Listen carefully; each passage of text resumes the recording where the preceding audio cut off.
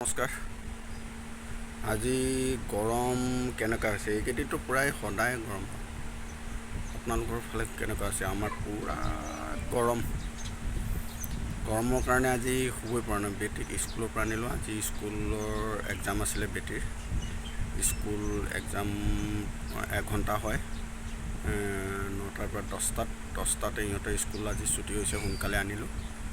আনি মেলি ভাত চাত খোৱালোঁ। ভাতো নাখালে, গৰমৰ কাৰণে আচলতে ভাতটো নাখালে। মইতো গেঞ্জিৰ লগতে আছোঁ দেই, বেয়া চেয়া নাপাব আপোনালোকে। গৰমত মানে একদম চোলাই পিন্ধিব পৰা নাই। মানে স্কুলৰ পৰা আনিলোঁ বেটীক। আনি আৰু ভাতটো অকণমান খালে। ভাতটো অকণমান খালে। খাই মানে অকণমান মোবাইল চাই তাৰপিছত শুব লাগে বুলি এইটো এনেকুৱা এই দৰ্জাৰ মুখতে মইতো এনেও টিঙৰ ঘৰে চাপৰ আৰু দৰ্জাৰ মুখতে এনেকুৱা ৰাস্তা, এইখিনি হাৱা অলপ আহে বুলি ইয়াতে মানে বিচনা চচনা পাৰি মানে অকণমান এইখিনি জেগাতে আপোনালোকক যে দেখাইছিলোঁ এইখিনি জেগাতে শুইছিলোঁ। মানে বেটীয়ে শুলে বাৰু। কাৰেণ্টটো যিটো আহিছে গৈছে আৰু গৰমো ইমান বেছি হৈছে। এইখিনিতে হাৱাও মাৰে অকণমান, বোলো ইয়াতে শুই থাকোঁ। মইতো শুবই নোৱাৰিলোঁ গৰমত। একদম অৱস্থা তিতি গৈছে। কাৰেণ্টটো আহিছে, ফেন চলিছে যদিও কাম নিদিয়া হৈছে। পূৰা গৰম হৈছে মানে এনেকৈ এতিয়া যদি ইমান গৰম হয়, শাওণ মাহত আহাৰ শাওণত কি হ'ব একদম মানে মানুহ তাততো টেম্পাৰেচাৰ বাঢ়ি মানুহ একদম কেনেকৈ মানুহ তাত থাকিব পাৰে।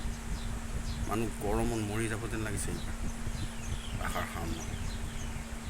শাওণ একদম মানে এনেকুৱা ইয়াতে মানুহ বহি এনেকৈ আৰু ইয়াতে আৰু বিচনাটো একদম বিচনা চাদৰ এটা পাৰি পিনে শুই থাকিলোঁ। শুইছোঁ যদিও হাৱা মাৰিছে যদিও 2টা ফেন লগাইছোঁ। ইয়াত এইটো এটা, এইফালে 2টা ফেন লগাই শুওঁতেও একদম মানে একো ফেনৰ হাৱাই কাম নিদিয়া হৈছে। মৰি যাব একদম। আৰু তাতে গৈ ওপৰত এইকেইটা টিঙৰ ঘৰ এইটো আৰু চাপৰ মানে এইটো টিংটো মানে কৰাহে এনেকৈ চালি বন্ধা টিংটোতো আৰু মানে একদম গৰম একদম ক'বই নালাগে। পূৰা আঠা লাগিছে। এতিয়া গা ধুব লাগিব। এতিয়া শুবলৈ অলপ মইতো শুবলৈ নাপাওঁ। কাৰেণ্টটো গ'লে মই বিচি দিব লগা হয়।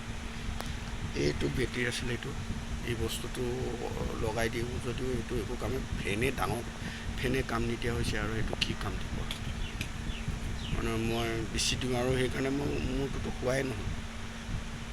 কাৰেণ্ট গ'লে মই বিচি দিওঁ আৰু বিচনী দি মানে বেটীয়ে ভালকৈ শুলে আৰু বিচি দিওঁ আৰু মোৰতো শুৱাই নহয় এনেকৈ আৰু। গতিকে ভিডিঅ'টো কেনে পালে আপোনালোকে কমেণ্ট কৰি জনাব। যদি ভাল লাগে লাইক এটা কৰি দিব, যদি বেছি ভাল লাগে আপোনালোকে শ্বেয়াৰ এটা কৰি দিব।